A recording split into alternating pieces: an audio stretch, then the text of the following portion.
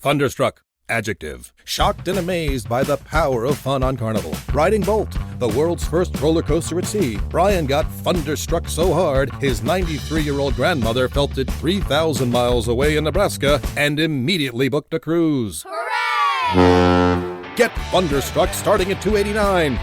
Carnival. Choose fun.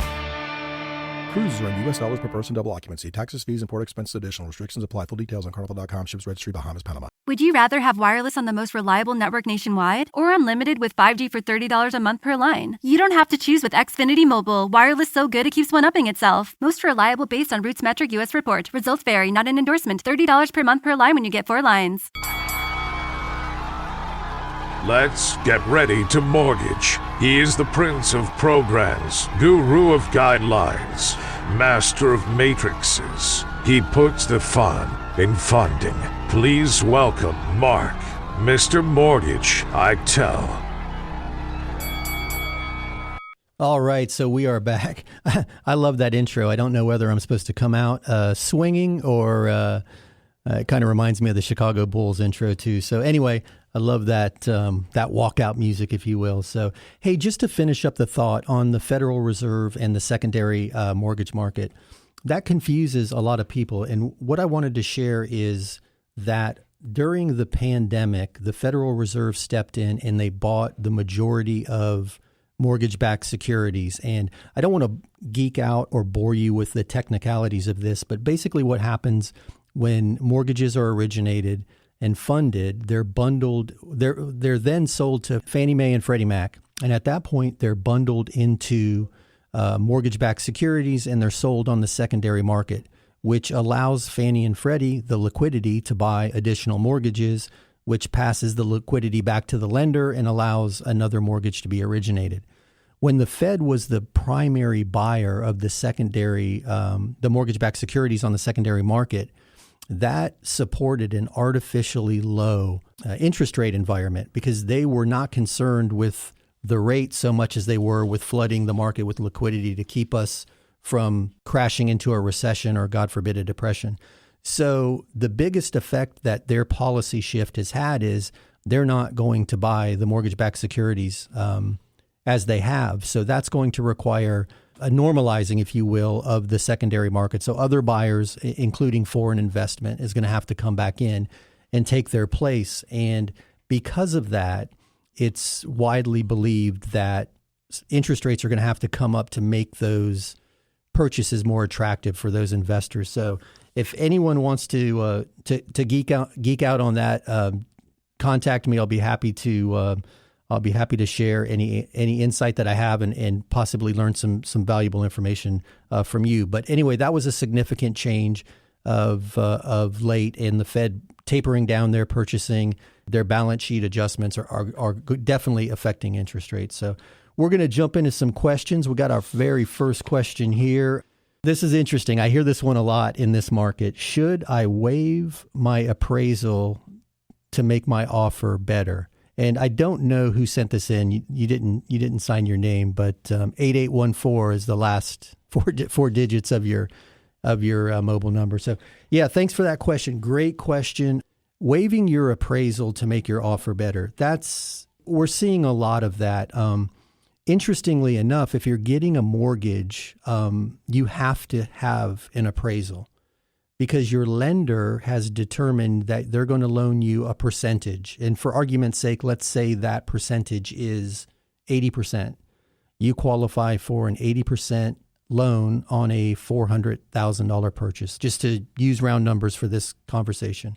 So waiving the appraisal in your offer is telling the seller that you want to buy the house no matter what it appraises for. However, we still have to perform an appraisal as a mortgage company or as lenders because we have to determine the value of the asset, which is going to then determine what that percentage actually is in dollars. So to use that $400,000 example, grab my handy dandy calculator. Let's say that $400,000 house only appraises for $390 because you were aggressive in your offer, or perhaps they were aggressive in their pricing.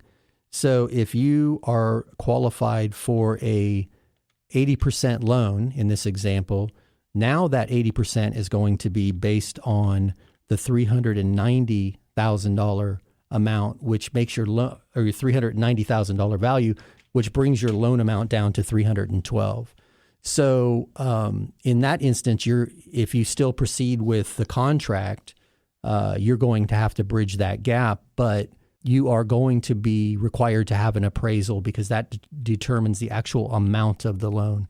The percentage that you're qualified for is based on the appraisal or the purchase price, whichever is less, which is often confusing. So waiving the appraisal sounds, sexy in this environment, but as lenders, we're still required to perform an appraisal. And it just saddens me that we're in such an environment where buyers feel the need to be so aggressive that they're paying more than something is deemed to be worth today. And I understand that, in this rapidly appreciating cycle that, oftentimes time is the savior and the appreciation absorbs that overpayment, if you will. And, everybody's happy on the other side of this.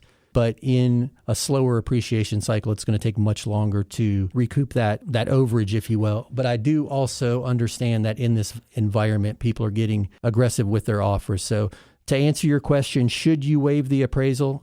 The answer is that's up to you. Do you want to buy the house regardless of the value? And are you prepared to bridge that gap? From a lender's standpoint, even if you waive the appraisal in your offer, we're still going to need to perform that appraisal to determine the actual loan amount. And that's often an interesting conversation that we have as lenders with listing agents, because when we call to schedule the appraisal, it's often with the listing agent as they have access to the property and access to the seller's schedule.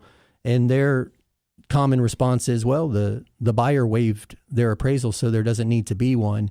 And, we just spend a few minutes to walk them through the explanation that I just gave you, that we do need one in the sense of determining a loan amount. So to answer your question, should you waive the appraisal, I'm going to leave that in your hands. Hopefully that explanation of why a lender needs an appraisal makes sense and is helpful. And if you want to elaborate on that, you can visit the website, mr.mortgage, and hit the contact us box and fill out the question and I'll be happy to answer your question off air on that, or get you more information if you need it. So I appreciate that question. So yeah, waiving the appraisal, I'm leaving that one in your hands. We've seen people that have been hurt by it and people who have not been hurt by it. So crazy times that we're in. Also, too, if you're an agent, you know that the contract changes that went into effect November 1st, the new FAR contract in Florida. Well, Florida's the Florida Association of Realtors is FAR. So if you're listening to this outside of Florida, this is irrelevant. But the Florida contract was modified and it went into effect November 1st to include a finance contingency requiring an appraisal to be received and accepted by the lender. So another confusing point in this market is the contract change, because it requires us as lenders to have not only performed the appraisal, but to have received it. So two different reasons for an appraisal there. One is the determination of value for you as the buyer and your willingness to proceed regardless of the value. And then the second is, as I mentioned, for us as lenders to determine the actual amount of the loan. So just remember, the loan approval is a percentage of appraisal or purchase price, whichever's less. So hopefully you found that helpful. I know we get that question quite often in this market, and it's a sticky one. But if appreciation keeps at this pace, then paying a few $1,000s over may not be an issue. But your lender is going to require an appraisal to determine the actual loan amount. So keep that in mind. And we're going to come back after this break and answer some more of your questions. In the meantime, if you have questions, feel free to text them into the text line, which is 561-291-8569, 291-8569, or visit the website mr.mortgage and hit the Contact Us button. We'll be right back.